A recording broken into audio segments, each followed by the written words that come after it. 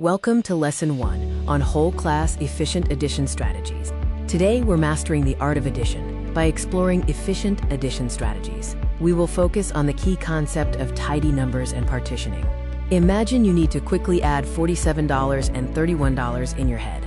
The scenario is, do you stack the numbers or break them into chunks? Remember, an efficient strategy is one that is fast, accurate, and makes sense to you. Let's review partitioning. This means breaking a number into its place value parts. For 47 plus 31, break it down, group the place values, and then add them together. The standard algorithm, also known as column addition, is a step-by-step procedure. When stacking numbers, align them by place value and always start from the last column, which is the ones column. Rounding and compensating involves two steps. First, round one number to the nearest 10 to make it tidy. Second, compensate or adjust the total by subtracting the amount you added to round up. Now, let's practice together. Try partitioning for a smaller problem, column addition for a 3-digit problem, and compensation for a multi-digit problem. Choose the strategy that feels best for each. It's your turn.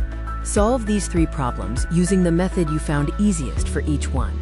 Problems range from 2-digit to multi-digit addition. Select your customized challenge level for next steps and challenges. Choose from core, intermediate, or advanced levels, with increasing difficulty based on the referenced resources. Here are the you-do problems for the core, intermediate, and advanced levels. Work through the 10 questions in your chosen level.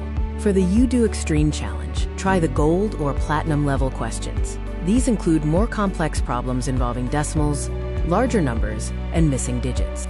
Review the answers for the you-do problems for the core, intermediate, and advanced levels. Check your work and strategies.